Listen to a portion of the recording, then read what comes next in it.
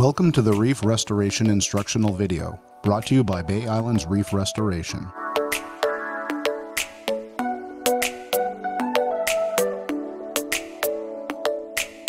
This video will accompany your dive briefing and will teach you the basics of coral reef restoration.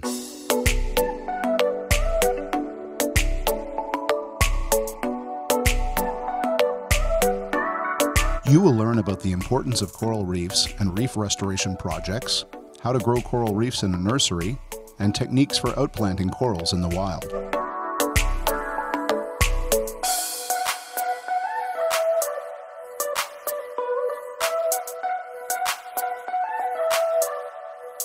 Coral reefs are one of the most biologically diverse and important ecosystems on Earth.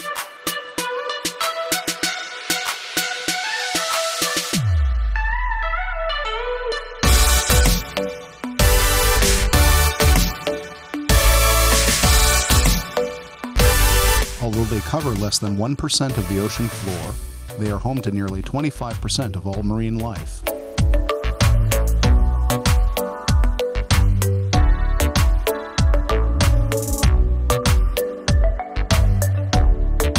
Over 500 million people depend on coral reefs for food, income, and protection.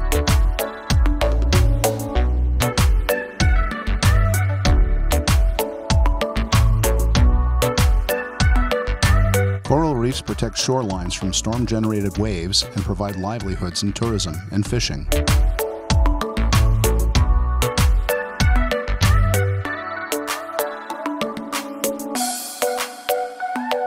However, coral reefs around the globe are declining as a result of pollution, overfishing, disease, climate change, and ocean acidification.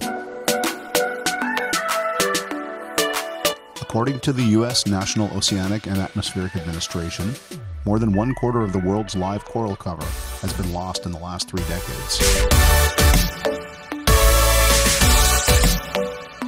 As a result of greenhouse gas emissions, global temperatures have increased by 1 degree Celsius since the Industrial Revolution. The Intergovernmental Panel on Climate Change predicts that 70 to 90% of coral reefs will be lost if temperatures increase by a further 1.5 degrees Celsius. A 2 degrees Celsius increase would impact 99% of the world's coral reefs.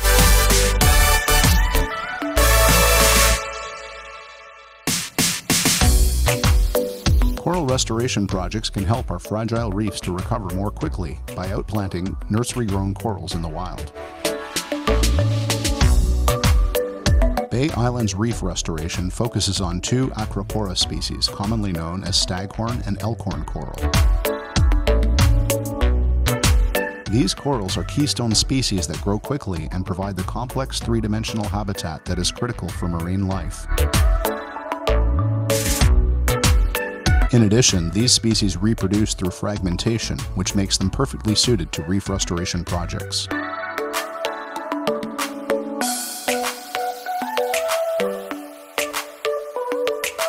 Unfortunately, the Caribbean has lost more than 90% of these reef-building corals, largely due to the white band disease epidemic that occurred in the 1970s and 80s.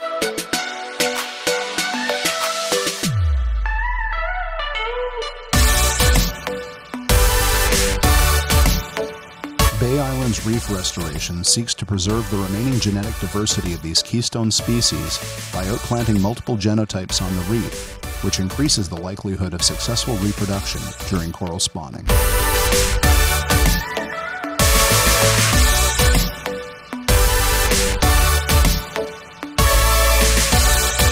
Acropora corals are grown in man-made nurseries using naturally occurring fragments that are collected from living reefs. Coral nurseries are installed in shallow areas where the corals receive increased sunlight and are protected from predators and inclement weather.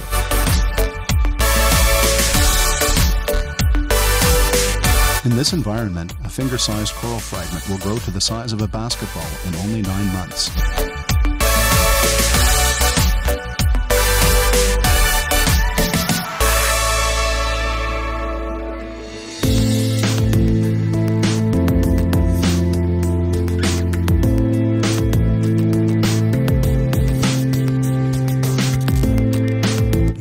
diagonal cutters to remove encrusted clams, barnacles, and large accumulations of growth.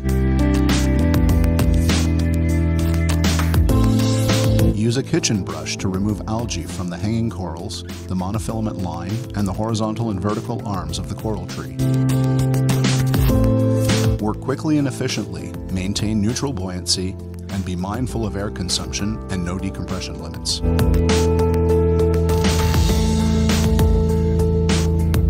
Place a monofilament loop around one end of the coral and tighten it so that the coral does not slip.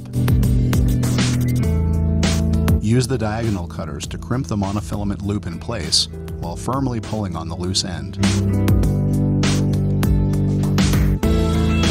Thread the loose end of the monofilament loop through the coral tree from bottom to top.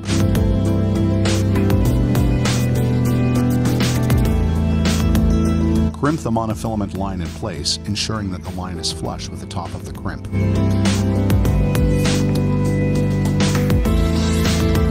Identify a location that does not have any other live coral, sponges, or sea fans.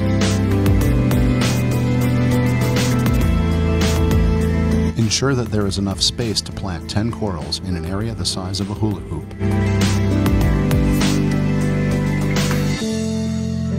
Avoid areas with dense, furry macroalgae, as well as locations that have already been colonized by damselfish. Finally, ensure that the surface area is stable so that the coral will have a solid foundation. Find a spot where the coral fragment can be fastened with at least 3 points of contact.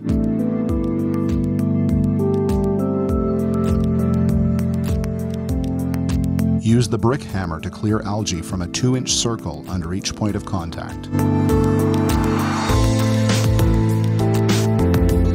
Place a blueberry-sized ball of epoxy in each cleared area and press it into the surface. Position the coral fragment, then firmly press it into each ball of epoxy.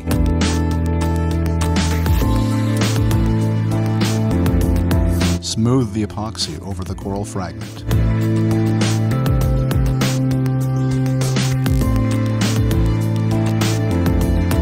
Now wave your hand over the coral fragment to ensure that it is securely fastened.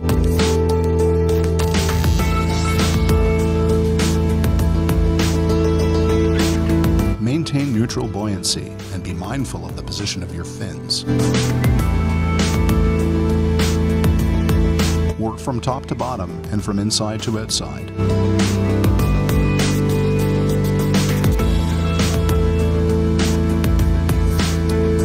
Be efficient and use materials sparingly.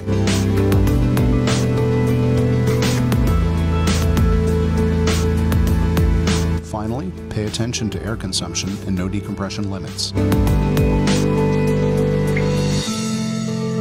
Congratulations, you are now ready to assist with tending coral in the nursery and outplanting coral fragments. On behalf of Bay Island's reef restoration, thank you for doing your part to help preserve our coral reefs for future generations.